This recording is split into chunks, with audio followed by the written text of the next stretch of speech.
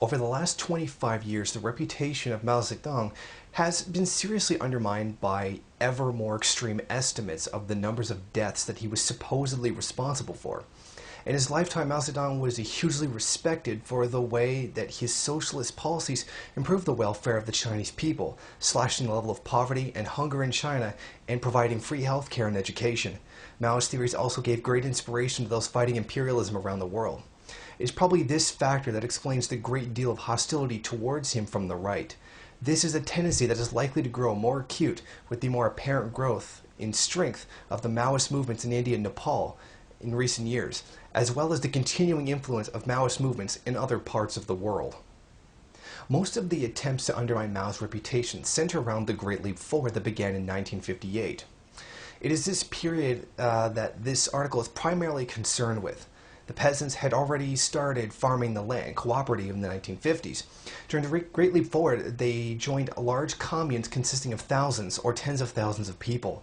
Large-scale irrigation schemes were undertaken to improve agricultural productivity. Mao's plan was to massively increase both agriculture and industrial production. It is argued that these policies led to a famine in the years 1959 to 61, although some believe the famine began in 1958. A variety of reasons are cited for the famine. For example, excessive grain procurement by the state or food being wasted due to free distribution in communal kitchens.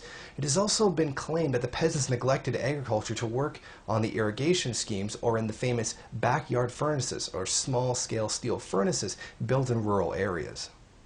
Mao admitted that problems had occurred in this period. However, he blamed the majority of these difficulties on bad weather and natural disasters. He admitted that there had been policy errors too, which he took responsibility for. Official Chinese sources released after Mao's death suggest that 16.5 million people died in the Great Leap Forward. These figures were released during an ideological campaign by the government of Deng Xiaoping against the legacy of the Great Leap Forward and the Cultural Revolution. However, there seems to be no way of independently authenticating these figures due to the great mystery about how they were gathered and preserved for 20 years before being released to the general public. American researchers managed to increase this figure to around 30 million by combining the Chinese evidence with extrapolations of their own from China's censuses from 1953 and 1964. Recently, Yang Cheng and Holiday, in their book Mao the Unknown Story, reported 70 million killed by Mao, including 38 million in the Great Leap Forward. Western writers on the subject have taken a completely disproportionate view of the period, mesmerized as they are by massive death toll figures from dubious sources. They concentrate only on policy excesses, and it is likely that their views on the damage that these did are greatly exaggerated. There has been a failure to understand how some of these policies developed in the Great Leap Forward actually benefited the Chinese people once the initial disruption was over. U.S. state agencies have provided assistance to those with a negative attitude to Maoism and communism in general throughout the post-war period. For example, the veteran historian of Maoism Roderick McFarker edited the China Quarterly in the 1960s. The magazine published allegations about a massive famine deaths that have been quoted ever since. It later emerged that this journal received money from a CIA-front organization, as McFarker admitted in a recent letter to the London Review of Books. Roderick McFarker states that he did not know the money was coming from the CIA while he was editing the China Quarterly. Those who have provided qualitative evidence, such as eyewitness accounts cited by Jasper Becker in his famous account in the period Hungry Ghosts, have not provided enough accompanying evidence to authenticate these accounts. Important documentary evidence quoted by Chang and Halliday concerning the Great Leap Forward is presented in a demonstrably misleading way.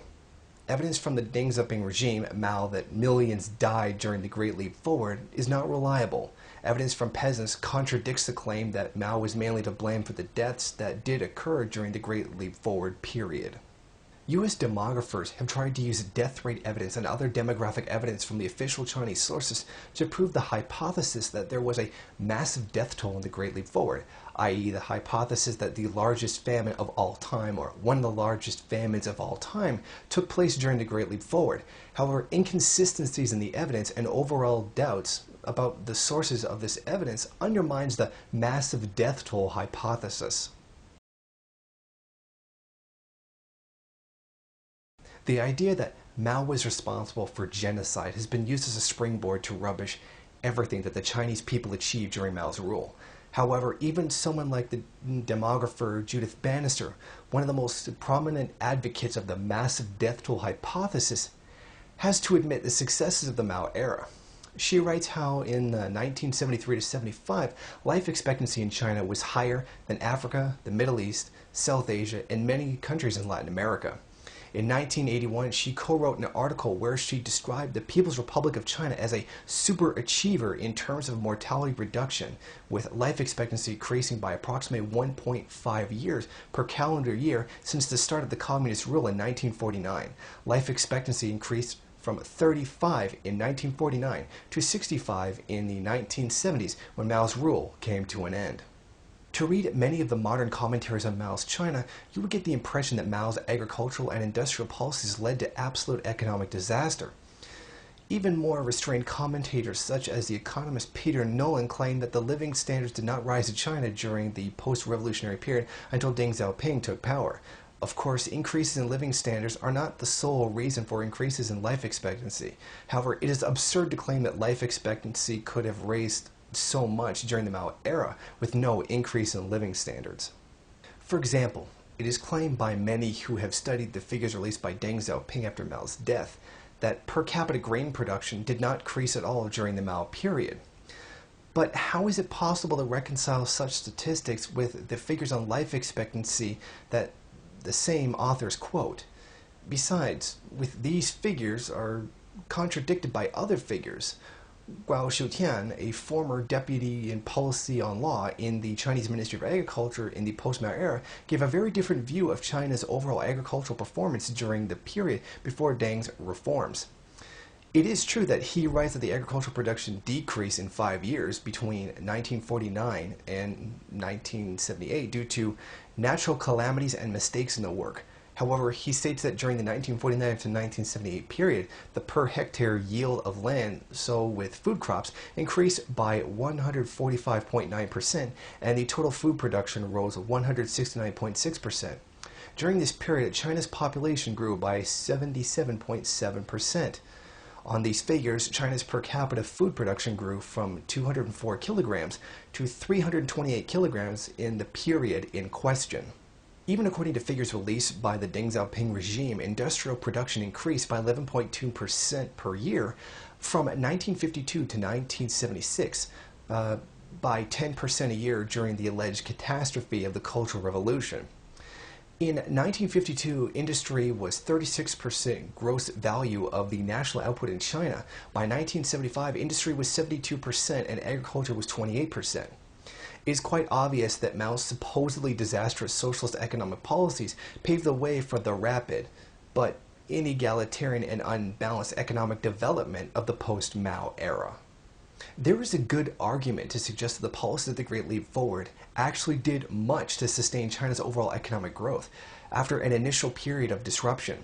At the end of the 1950s, it was clear that China was going to have to develop using its own resources without being able to use the large amount of machinery and technology know-how imported from the Soviet Union.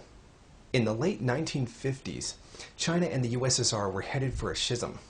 Partly, this was the ideological fallout that occurred following the death of Stalin. There had been differences between Stalin and Mao. Among other things, Mao believed that Stalin mistrusted the peasants and overemphasized the development of heavy industry.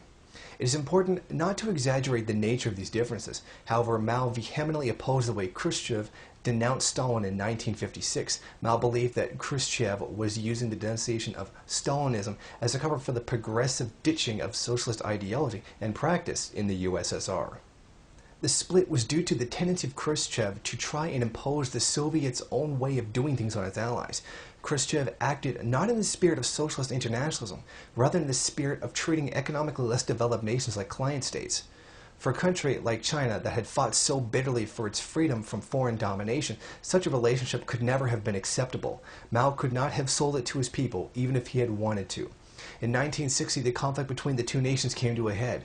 The Soviets had been providing a great deal of assistance for China's industrialization program. In 1960, all Soviet technical advisors left the country. They took with them the blueprints of the various industrial plants that they had been planning to build. Mao made clear that from the start, the policy of the Great Leap Forward were about China developing a more independent economic policy. China's alternative to reliance on the USSR was a program for developing agriculture alongside the development of industry. In doing so, Mao wanted to use the resources that China could muster in abundance, labor, and popular enthusiasm. The use of these resources would make up for the lack of capital and advanced technology. Although problems and reversals occurred in the Great Leap Forward, it is fair to say that it had a very important role in the ongoing development of agriculture. Measures such as water conservancy and irrigation allowed for sustained increases in agricultural production. Once the period of bad harvest was over, they also helped the countryside to deal with the problems of drought. Flood defenses were also developed. Terracing helped gradually increase the amount of cultivated areas. Industrial development was carried out under the slogan, "Walking on two legs." This meant the development of small and medium-scale rural industry alongside the development of heavy industry, as well as the steel furnaces and many other workshops and factories were opened in the countryside. The idea was this rural industry would meet the needs of the local population. Rural workshops supported efforts by the commune to modernize agricultural work methods. Rural workshops were very effective in providing the communes with fertilizer, tools, and other agricultural equipment and cement needed for water conservation schemes. Compared to the rigid, centralized economic system that tended to prevail in the Soviet Union, the Great Leap Forward was a supreme act of lateral thinking. Normally, cement and fertilizer, for example, would be produced in large factories in urban areas away from the rural areas that needed them. In a poor country, there would be the problem of obtaining the capital and machinery necessary to produce the industrial products such as these, using the most modern technique. And infrastructure linking the cities to the towns would be needed to transport such products once they were made. This in itself would involve a vast expense. As a result of problems like these, the development in many poor countries is either very slow or does not occur at all. Rural industry established during the Great Leap Forward used labor-intensive rather than capital-intensive methods. As they were serving local needs, they were not dependent on the development of an expensive nationwide infrastructure of road and rail to transport finished goods. In fact, the supposedly wild, chaotic policies of the Great Leap Forward meshed together quite well with the problems of the first few years. Local cement production allowed water conservation schemes to be undertaken. Greater irrigation made it possible to spread more fertilizer. This fertilizer was, in turn, provided by the local factories. Greater agricultural productivity would free up more agricultural labor for the industrial manufacturing sector, facilitating the overall development of the country. This approach is often cited as an example of Mao's economic illiteracy. What about the division of labor and gains from the regional specialization, etc.? However, it was right for China as the positive effects of Mao's policies in terms of human welfare and economic development show. Agriculture and small-scale rural industry were not the only sectors to grow during China's socialist period. Heavy industry grew a great deal in this period too. Developments such as the establishment of the Tse-tung oil field during the Great Leap Forward provided a great boost to the development of heavy industry. A massive oil field was developed in China. This was developed after the 1960s using the indigenous techniques rather than Soviet or Western techniques. Specifically, the workers used pressure from below to help extract the oil. They did not rely on constructing a multitude of derricks, as is the usual practice in oil fields. The argument about production figures belie the fact that the Great Leap Forward was at least as much about changing the way of thinking of the Chinese people as it was about industrial production. The so-called backyard furnaces, where peasants tried to produce steel in small rural foundries, became infamous for the low quality of steel they produced. But they were much more about training the peasants in the ways of industrial production as they were about generating steel for China's industry. It's worth remembering that the leaps Mao used to talk about were not leaps in the quantities of goods being produced, but the leaps in people's consciousness and understanding. Mistakes were made, and many must have been demoralized when they realized that some of the results of the Great Leap had been disappointing, but the success of the Chinese economy in the years to come shows that not all its lessons were wasted. Of course, to make such points is to go against the mainstream Western view that the Great Leap Forward was a disaster of world historical proportions. But what is the basis for this view?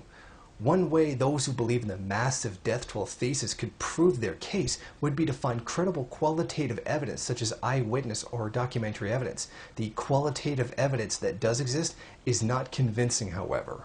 Chinese history scholar Charles Riskin believes that a very serious famine took place, but states, in general, it appears that the indications of hunger and hardship did not approach the kinds of qualitative evidence of mass famine that have accompanied other famines of comparable, if not equal scale, including earlier famines in China. He points out that much of the contemporary evidence presented in the West tended to be discounted at the time as it emanated from right-wing sources that were hardly conclusive. He considers whether repressive policies by the Chinese government prevented information about the famine getting out, but only states whether it is a sufficient explanation is doubtful. There remains something of a mystery here. There are authors such as Roderick McFarquhar, Jasper Becker, and Yang Chang who certainly do assert that the evidence they have seen proves the massive famine thesis. It is true that their main works on these issues do cite sources for this evidence. However, they do not make it sufficiently clear in these books why they believe these sources are authentic. Therefore, it remains an open question why the accounts presented by these authors should be treated as certain fact in the West. In his famous 1965 book on China, A Curtain of Ignorance, Felix Green says that he traveled through areas of China in 1960 where food rationing was very tight, but he did not see mass starvation. He also cites other eyewitnesses who say the same kind of thing. It is likely that, in fact, the famine did occur in some areas. However, Green's observations indicate that it was not a nationwide phenomenon on the apocalyptic scale suggested by Jasper Becker and others. Mass hunger was not occurring in the areas he traveled through, although famines may have been occurring elsewhere. Why are the accounts of people like Becker believed so readily when the account of Felix Green and others he cites is discounted? Of course, the sympathy of Green for Mao's regime may be raised in connection with this, and it might be suggested that he distorted the truth for political reasons. But Becker, McFarquhar, and Yang Chang have their own perspectives on the issues too. Could anyone seriously doubt that these authors are not fairly staunch anti-communists? Before addressing the question of the authentication of sources, the context for the discussion of these issues needs to be set. Communism is a movement that generates a massive amount of opposition. Western countries wage an intensive propaganda war against communism. In power, communist governments dispose large numbers of people of their capital and land. The whole landlord and business class was robbed of its social power and status across Asia and Europe. Unsurprisingly, this generated much bitterness. A large number of well-educated people who were born in these countries had and still have the motivation to discredit communism. It is not paranoia to ask those that write these about the communist era to take pains to ensure that their sources are reporting fact and are not providing testimony that has been distorted or slanted by anti-communist bias. In addition, the US government did have an interest in putting out negative propaganda about Chinese communism and communism in general. Too often, discussion of this is dismissed as conspiracy theories, and the evidence about what really happened does not get discussed very widely. However, covert attempts by the US to discredit communism are a matter of record. U.S. intelligence agencies often sought out connection with those who published work about communist regimes. It would not be thought of as the people that they sought in connection were simply hacks paid to churn out cheap sensationalism. Well, far from it. For example, the China Quarterly published many articles in the 1960s which are still frequently cited as evidence of living conditions in China and the successes or otherwise of government policies in that country. In 1962, it published an article by Joseph Alsop that alleged that Mao was attempting to wipe out 1/3 of the population through starvation to facilitate his economic plans. This article is cited in all seriousness to provide contemporary evidence of massive death toll hypothesis in many later works on the subject. For example, in the article Famine in China that it is discussed below. The editor of the China Quarterly was Roderick McFarquhar, who went on to write many important works on China's communist government. McFarquhar edited volume 14 of the Cambridge History of China, which covered the period 1949 to 1965. He wrote The Origins of the Cultural Revolution, which includes a volume on the events of 56 and 57, as well as a volume on the Great Leap Forward, which puts forward massive death toll thesis.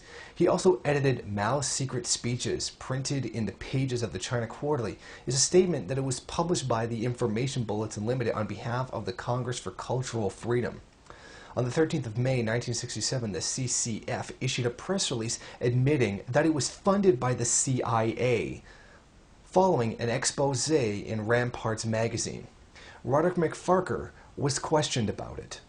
When I was asked to be the founder editor of the China Quarterly, it was explained to me that the mission of the CCF was to encourage Western intellectuals to form a community committed to the free exchange of ideas. The aim was to provide some kind of organizational counter to the Soviet efforts to attract Western intellectuals into various front organizations. All I was told about funding was that the CCF was backed by a wide range of foundations, including notably Ford, and the fact that, of these, the Farfield Foundation was a CIA front was not disclosed. In the 26th of January 2006 edition of the London Review of Books, McFarquhar writes of the 1960 inaugural issues of the China Quarterly, of which I was then editor. He also writes that secret monies from the CIA, from the Farfield Foundation via the Congress for Cultural Freedom, the parent of the CQ, Encounter, and many other magazines provided part of the funding for the CQ, something which I did not know until the public revelations of the late 1960s. The issue goes beyond those. Like McFarquhar, who worked for the periodicals connected with the CCF, it also alleged that other magazines received funding that emanated from the CIA more generally.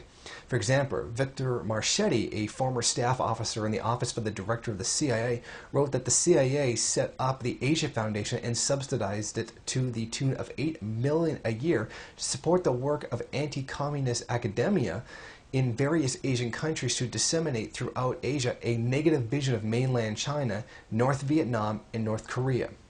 Of course, the issue is not black and white. For example, McFarquhar also states that he allowed a wide range of views from different sides of the political spectrum to be aired in his journal.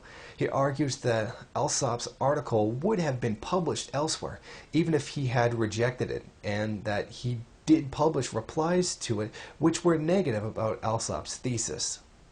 This may be true. However, those like McFarquhar were publishing the kind of things that the CIA might be thought to, and in general, look favorably upon. Otherwise, why would the CIA have put money in for it? The key point is that these people had a source of Western state funding that others with a different viewpoint lacked.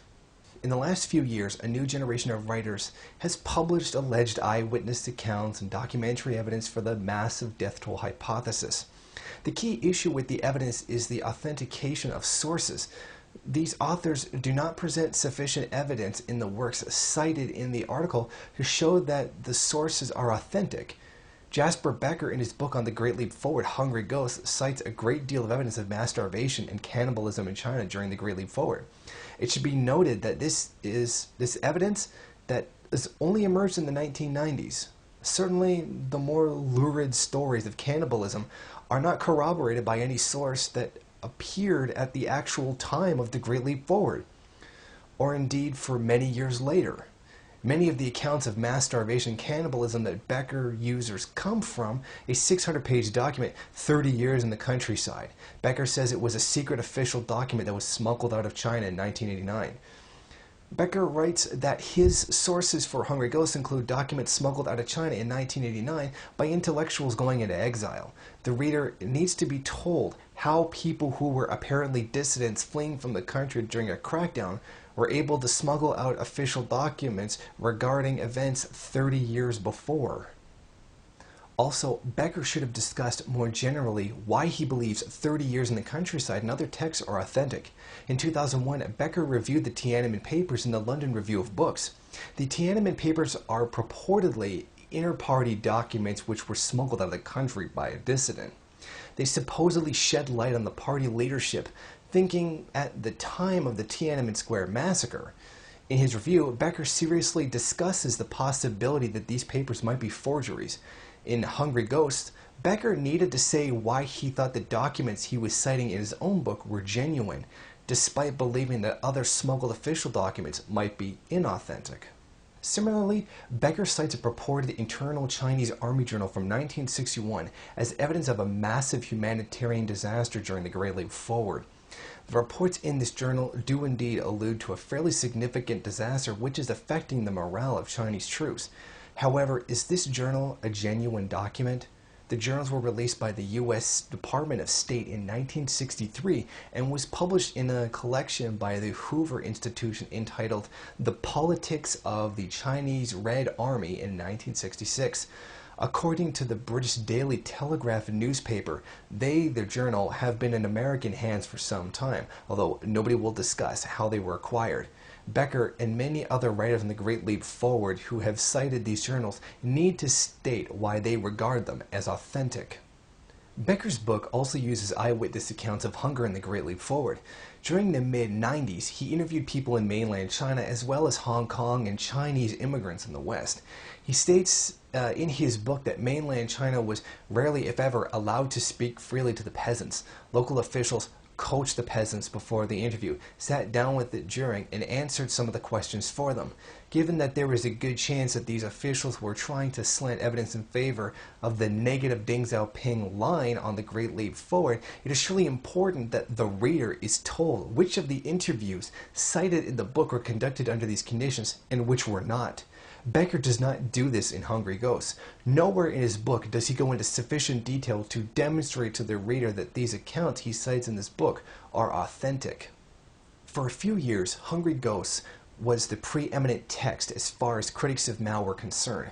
However, in 2005, Mao the Unknown Story was published and very heavily promoted in the West. Its allegations are, if anything, even more extreme than Becker's book. Of the 70 million deaths the book ascribes to Mao, 38 million are meant to have taken place during the Great Leap Forward. This book relies heavily on an unofficial collection of Mao's speeches and statements which were supposedly recorded by his followers and which found their way to the West by means that are unclear. The authors often use materials from the collection and try to demonstrate Mao's fanaticism and lack of concern for human life. They are a group of texts that became newly available in the 1980s courtesy of the Center for Chinese Research Materials in the U.S. Some of these texts were translated into English and published in Mao's Secret Speeches. In this volume, Timothy Cheek writes an essay assessing the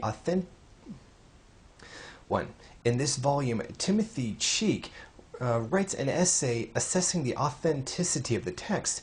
He writes, "The precise provenance of these volumes, which have arrived through various channels, cannot be documented."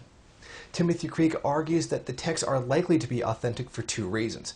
Firstly, because some of the texts that the CCRM received were previously published in mainland China in other editions. Secondly, because the text appear in one volume received by the CCRM also appears in at least one other volume received by the CCRM. It is not obvious to people why these two facts provide strong evidence of the general authenticity of the texts. Perhaps more importantly, Chang and Halliday quote passages from these texts in a misleading way in their chapter on the Great Leap Forward. Chang claims that in 1958, Mao clamped down on what he called people roaming the countryside uncontrolled. In the next sentence, the authors claim that the traditional possibility of escaping a famine by fleeing to a place where there was food was now blocked off. But the part of the secret speech in which Mao supposedly complains about people roaming around uncontrolled has nothing to do with preventing population movement in China.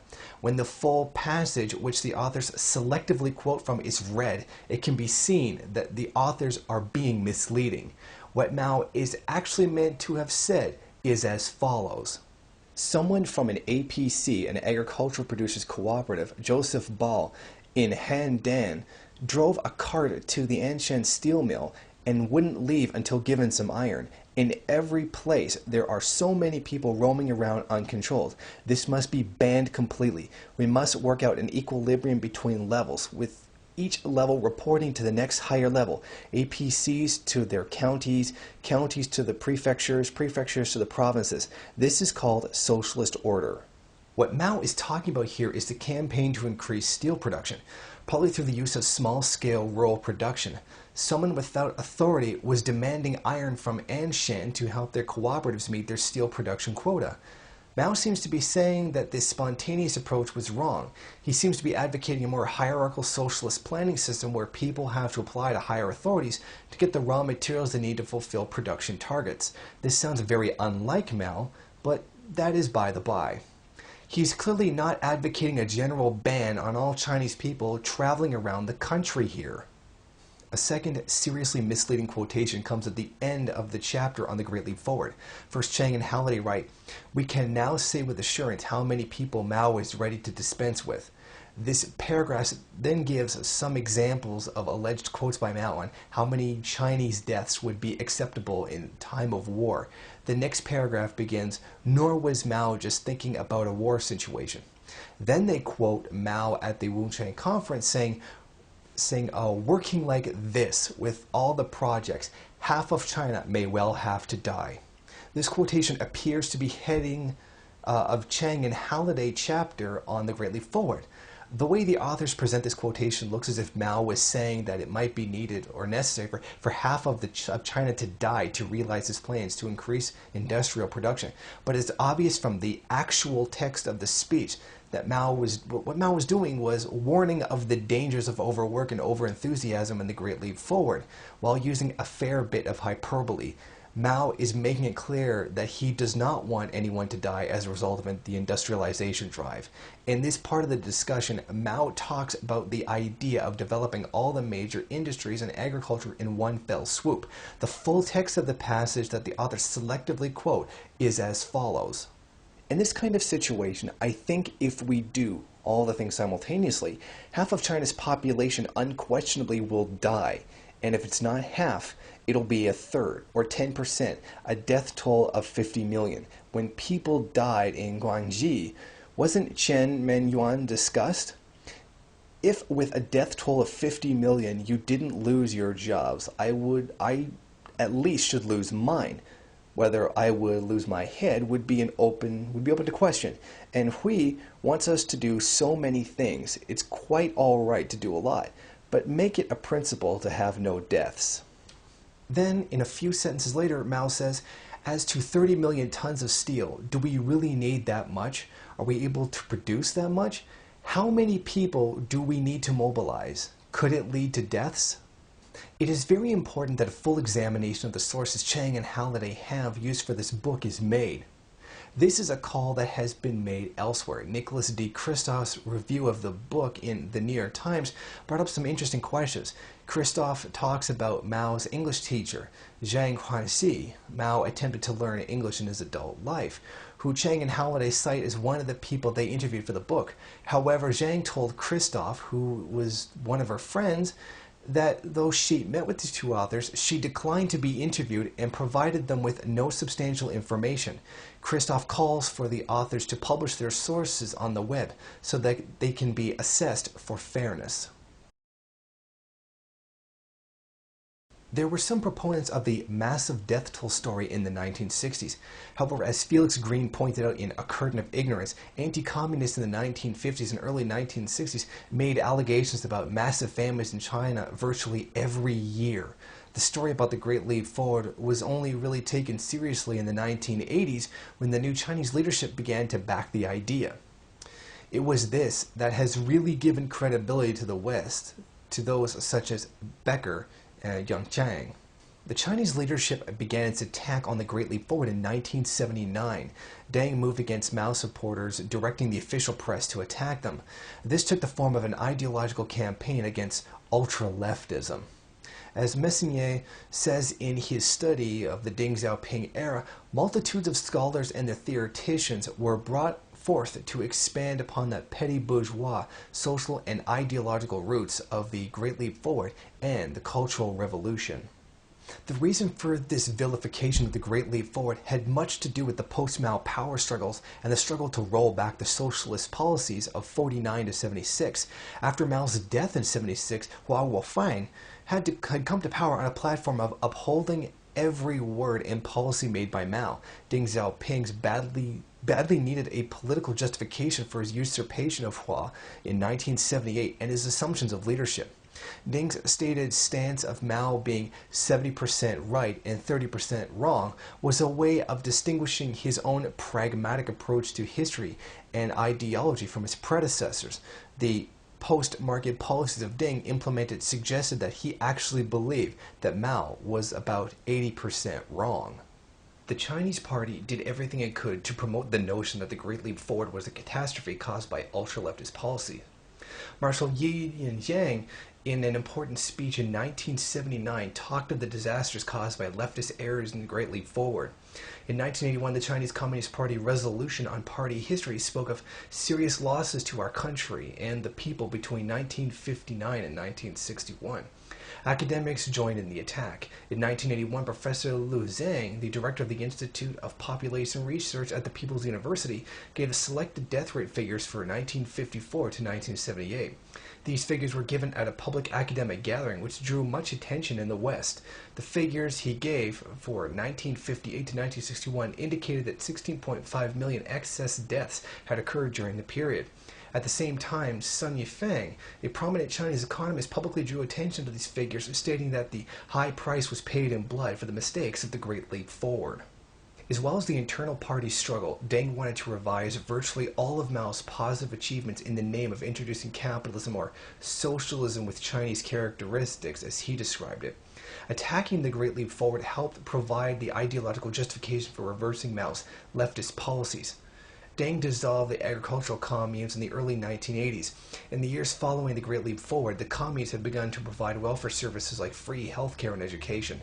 The breakup of the commune meant that this ended. In an article about the Great Leap Forward, Huan Dongping, an assistant professor at the Warren Wilson College, described a humorous report in the New York-based Chinese newspaper The World Journal about a farmer of Henan province who was unable to pay medical bills to get his infected testicles treated. Tortured by the pain, he cut them off with a knife and almost killed himself. This kind of incident is the real legacy of Deng Xiaoping's reforms in the countryside. It is often said that Deng's agricultural reforms improved the welfare of the peasantry. It is true that the breaking up of the communes led to a 5-year period of accelerated agricultural production. But this was followed by 5 years of decline in per capita food production. Despite this decline, Western commentators tend to describe the breakup of the communes as an unqualified economic success. In fact, breaking up the peasant communes created sources of real hardship for the peasants. By encouraging the Chinese ruling class to describe the Great Leap Forward as a disaster that killed millions, Deng was able to develop a political line that made his regressive politics in the countryside seem legitimate. For Deng's line to prevail, he needed to prove that the mass deaths happened from 1959 to 61, but also that these were mainly the result of policy errors. After the Great Leap Forward, the official Chinese government line on the famine was that 70% due to natural disasters and 30% due to human error. This verdict was reversed by the Deng Xiaoping regime. In the 1980s, they claimed the problems was caused 30% by natural disasters, 70% by human error. But surely, if Mao's actions had led to the deaths of millions of peasants, the peasants would have realized what was going on. However, the evidence is that they did not blame Mao for most of the problems that occurred during the Great Leap Forward. Long after Mao's death, Professor Han Dongping traveled to the Shandong and Henan, where the worst famine conditions appeared in 1959 to 61. Hendong found that most of the farmers he questioned favored the first interpretation of the events rather than the second. That is to say, they did not think that Mao was mainly to blame for the problems they suffered during the Great Leap Forward. This was not to say that tragic errors did not occur. Dongping wrote of the introduction of the communist eating in the rural communes. To begin with, this was a very popular policy among the peasants. Indeed, in 1958, many farmers report that they had never eaten so well in their lives. The problem was that this new seemingly abundance led to carelessness in the harvesting and consumption of food. People seem to have started assuming that the government could guarantee food supplies and that they did not have responsibility for themselves for food security. Given the poverty of China in the late 50s, this was an error that was bound to lead to serious problems, and the communist leadership should have taken quicker steps to rectify it. 3 years of awful natural disasters made things much worse. Solidarity between commune members and the worst affected regions broke down as individuals tried to seize crops before they were harvested. Again, this practice made a bad situation worse. However, it must be stressed that the farmers themselves did not tell Han Xiaoping that the errors of the organization of the communal eating were the main cause of the famine they suffered. Han Xiaoping himself severely criticizes Mao for the consequences of his hasty policies during the Great Leap Forward. However, he also writes that, "I have interviewed numerous workers and farmers in Shandong, Henan, and I have never met one farmer or worker who said that Mao was bad. I also talked to one scholar in Hunhai, where the famine was alleged to have been the most serious, has happened to grow up in the rural areas and had been doing research in Anhui. He never met one farmer that said Mao was bad, nor a farmer who said Deng Xiaoping was good." It may be argued that Han Dongping, at least partial sympathy for Mao, might have colored his interpretations of what he heard from the peasants. However, it must also be noted that two of his grandparents died of hunger-related diseases during the Great Leap Forward, and Han Dongping often sounds more critical of Mao's policies in this period than the peasants he is interviewing. The relative sympathy of the peasants for Mao when recalling the Great Leap Forward must call into question the demographic evidence that indicates tens of millions of people starved to death at the time. Western academics seem united on the validity of this evidence. Even those who query it, like Carl Riskin, always end up insisting that all available evidence indicates a famine of huge proportions occurred in this period. In fact, there is certainly evidence from a number of sources that a famine occurred in this period, but the key question is, was it a famine that killed 30 million people? This really would have been unprecedented, although we are not used to reading newspaper headlines like "tens of millions face starvation in Africa and famine." It is unheard of for tens of millions to actually die in a famine. For example, the Bangladesh famine of 74 to 75 is remembered as a deeply tragic event in the nation's history. However, the official death toll of Bangladesh famine was 30 million out of a single-year population of 76 million, though unofficial sources put the death toll at 100,000. Compare this to an alleged death toll of 30 million out of a single-year population calculated around 660 to 670 million for the Great Leap Forward period. Proportionally speaking, the death toll in the Great Leap Forward is meant to be approximately 35 times higher than the estimated death toll for the Bangladesh famine. It is rather misleading to say that all available evidence demonstrates the validity of the massive death thesis. The real truth is that all these estimates of tens of millions of Great Leap Forward deaths rely on figures for death rates for the 1950s and early 1960s. There is only one certain corroboration for those figures from other statistics for the period. The problem is that the death rate figures for the period 1940 to 82, like most Chinese demographic information, was regarded as a state secret by China's government until the early 1980s. As we shall see, uncertainty about how these were gathered seriously undermines their status as concrete evidence. It was only in 1982 that the death rate figures for the 1950s and 1960s were released. They purportedly show that the death rate rose from 10.8 per thousand in 1957 to 25.4 per thousand in 1960, dropping to 14.2 per thousand in 1961 and 10 per thousand in 1962. These figures appear to show approximately 15 million excess deaths due to famine from 1958 to 1961. Chinese data on famine deaths was used by a group of U.S. demographers in their own work on the subject. These demographers were Ansley Cole, John Arid, and Judith Bannister. They can be said to be the three people who first popularized the massive death toll hypothesis in the West. Ansley Cole was a very influential figure in American demography. He was employed by the Office of Population Research, which was funded by the Rockefeller Foundation in the 1980s when he was publishing his work on China. John Arid was a research specialist on China at the U.S. Bureau of Census. In 1990, he wrote a book published by the American Enterprise Institute, which is a body that promotes neoliberal policies. This book was called The Slaughter of the Innocents, which was a critique of China's one-child birth control policy.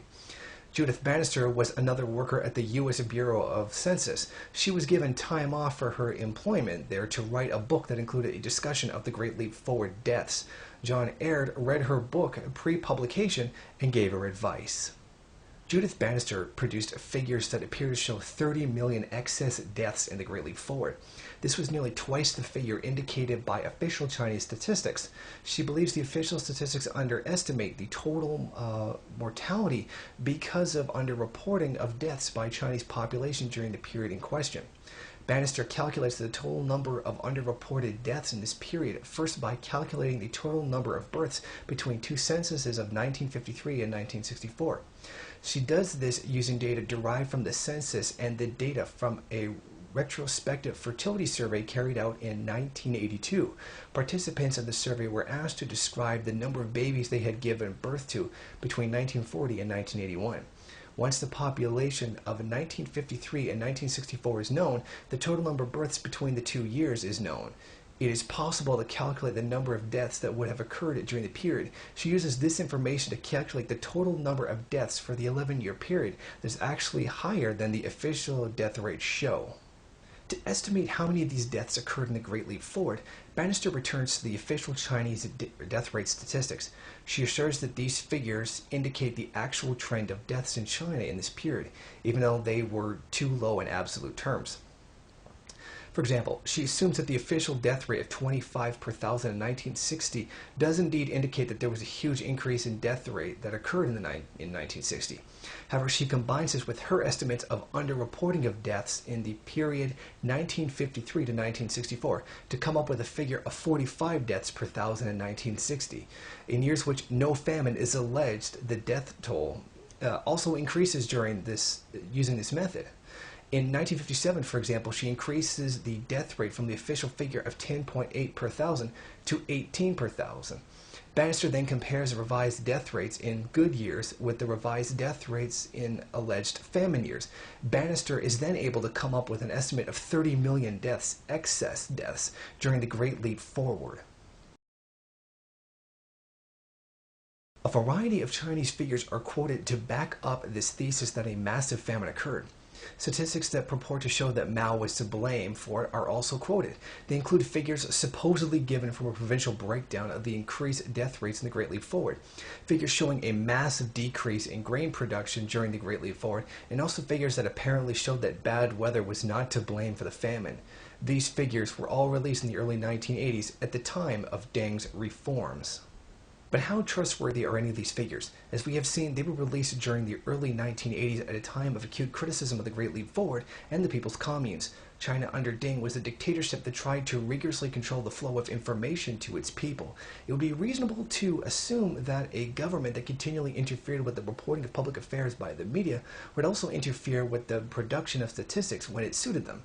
John Aird, writing in 1982, stated that the main reason so few national population data appear in Chinese sources, however, is central censorship. No national population figures can be made public without prior authorization by the State Council. Even officials of the SSB, the State Statistics Bureau, cannot use such figures until they have been cleared. Of particular interest is the question of the circumstances under which the death rate figures were arrived at by the State Statistics Bureau. The figures given for total deaths during the Great Leap Forward by U.S. and Chinese academics all depends on the key death rate statistic for the years in question.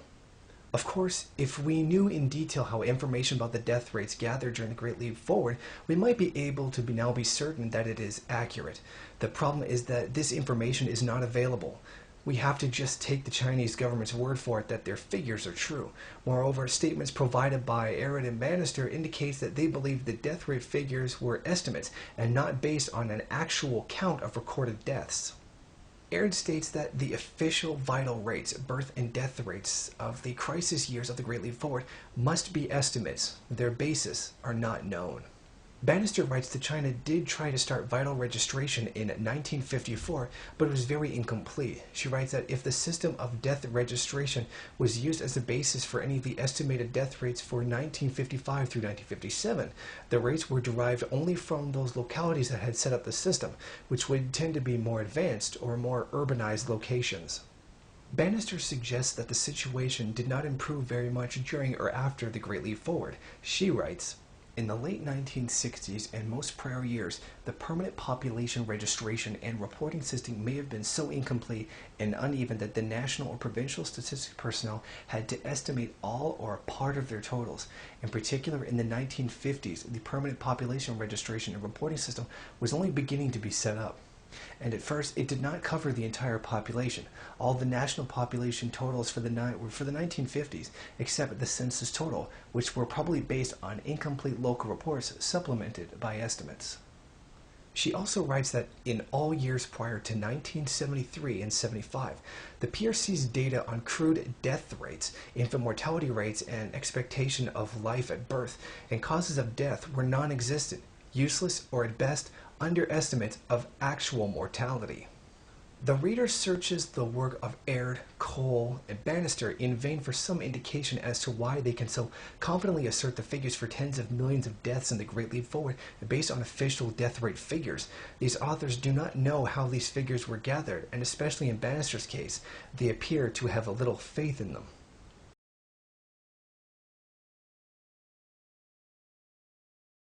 Some demographers have tried to calculate infant death rates to provide evidence for the massive death toll hypothesis. However, the evidence they come up with tends to muddy the picture rather than providing corroboration for the evidence from death rates. One calculation of the deaths made by this method appears in the 1984 article Famine in China. This article reviewed the previous work of Aird, Cole, and Bannister. It accepted the contention of these latter authors that a massive level of death had occurred overall during the Great Leap Forward. However, the authors also tried to calculate separate figures for child and adult deaths in this period. The evidence this later article tries to put together is very frequently quoted by those writing about the era. The authors of Famine in China calculate the infant deaths using the 1982 retrospective fertility survey. They use this survey to calculate the number of births in each year of the Great Leap Forward. Once the number of births is estimated for each year, it is possible to calculate how many of those were born in the years 1958 to 1962. They survive to be counted in the census of 1964. This can be compared with the survivorship rates of babies born in the years when no famine was alleged. They use model life tables to calculate how many of the babies dying before the census died in each famine year. They then convert this figure to a figure for the number of deaths of those aged under 10 in each of the famine years. This final figure is arrived at by using life tables and period mortality levels. The authors of this article argue that the famine began in 1958-59. They calculate that 4,268,000 excess deaths for those aged under 10 occurred in this period, which represents a doubling of the death rate for this age group. Yet, at the same time, there was an excess death figure of only 216,000 for those over 10. In a country of over 600 million, this figure would surely well within any reasonable margin of error. The explanation is that in the absence of effective rationing, children were left to starve in this period. But in famines, it is traditionally both the very young and the very old who both suffer. But in this year, only the young suffer. Then in 1960 to 61, the number of excess deaths for under 10s is reduced to 558,000, whereas the number for over 10s shoots up to 9 million. Even more bizarrely, 4,424,000 excess child deaths are calculated for the 1961 to 62, but no excess deaths for those over 10 are calculated to have occurred in this period. There is clearly a paradox here. According to the death rate provided by the Chinese, 1960 was the worst calendar year of the famine. The death rate increased from 10.8 per thousand before the famine to 25.4 thousand in 1960, which was far and away the peak year for famine deaths. If this was true, then we would expect 1959-60 and 60-61 to be the worst fiscal years in terms of number of child deaths. Yet, according to the authors, only 24.6% of excess child deaths occurred in these fiscal years, as opposed to 98.75% of the excess deaths of those aged 10 or over. It is hard to understand why there would have been such a large infant mortality rate in 58 to 59. Everyone agrees that 58 was a bumper harvest year, even if grain production figures were exaggerated.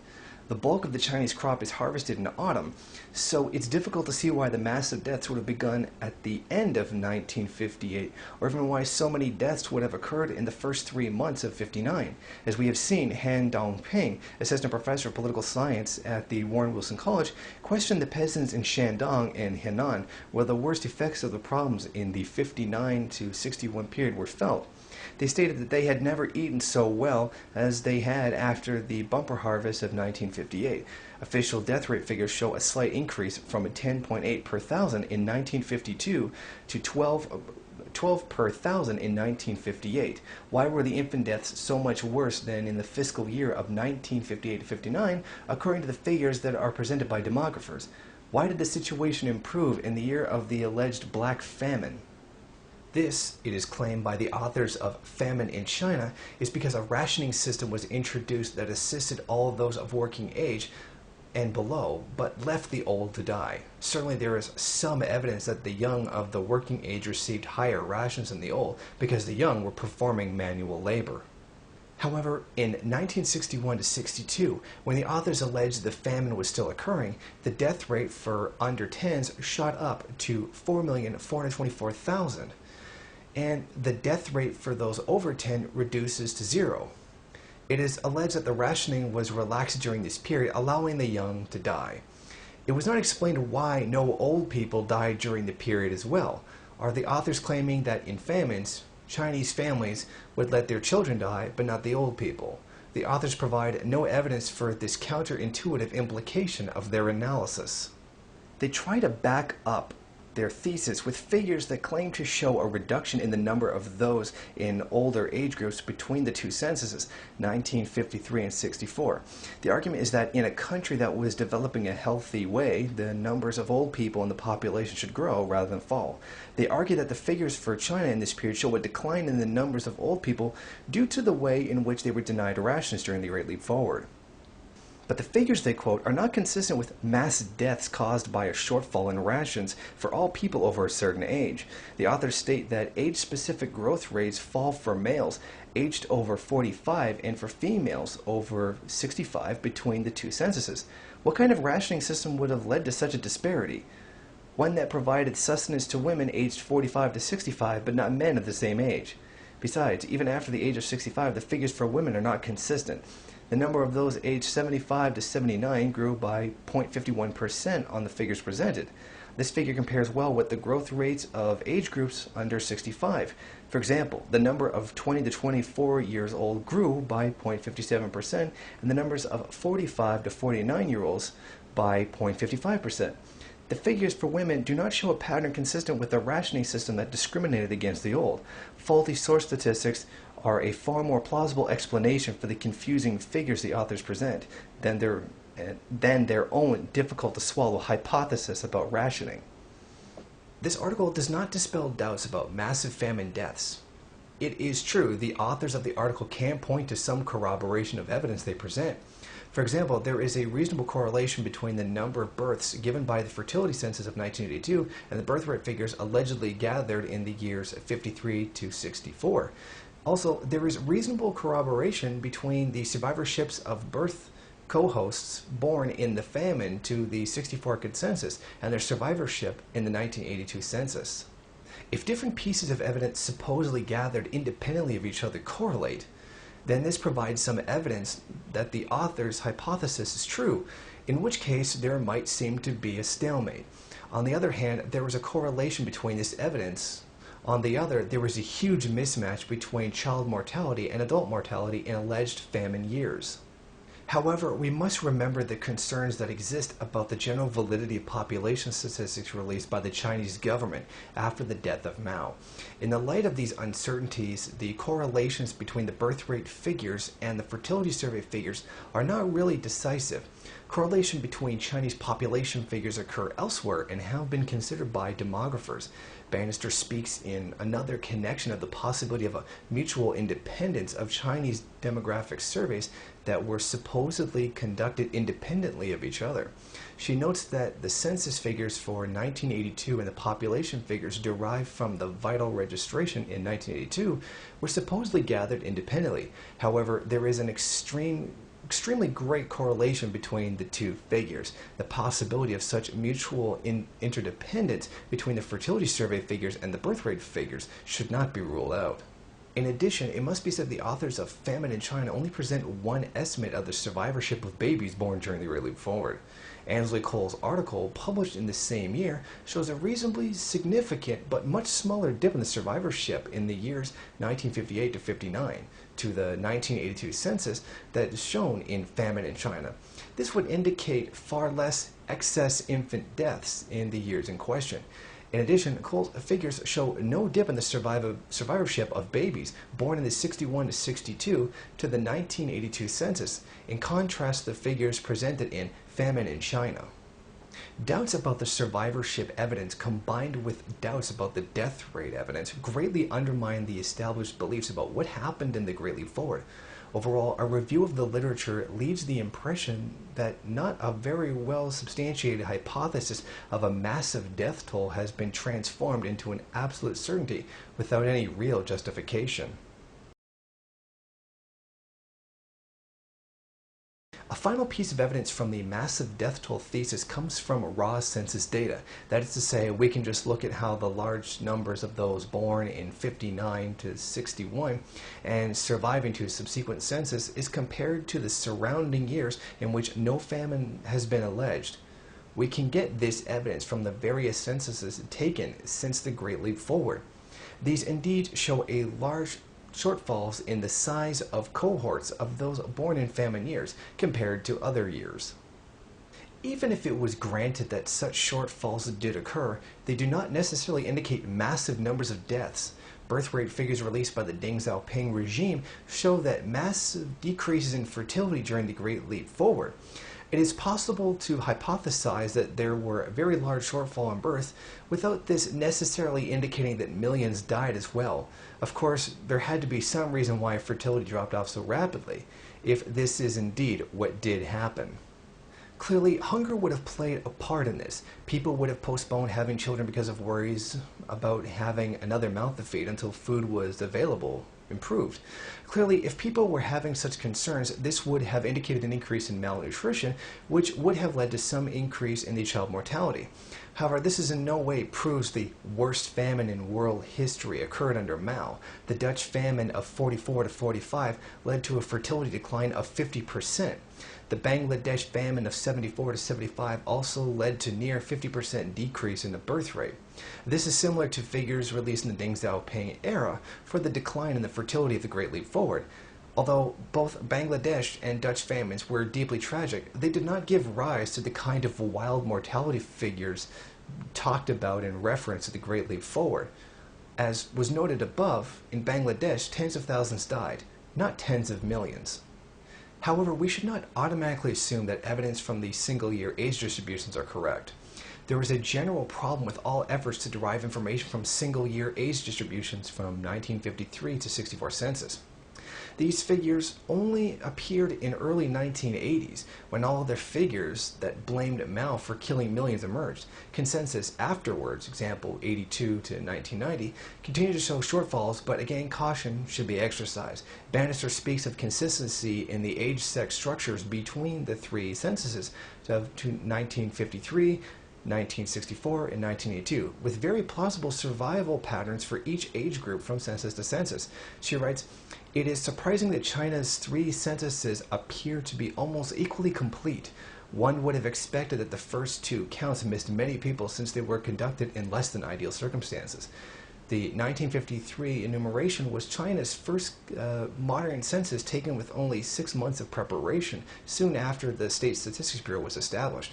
The 1964 census was taken in great secrecy and included a question on people's class origins that might have prompted some to avoid being counted." Ping T. Ho of the University of British Columbia wrote that the 1953 census was based, at least in part, on estimates, not the counting of population, and was not census in the technical definition of the term. Yet the age structure of this census correlates extremely well with all the subsequent consensuses. Adding to the model, John Aird received evidence about the age-sex distribution in 1953 census from Chinese non-official academic sources in the 1960s.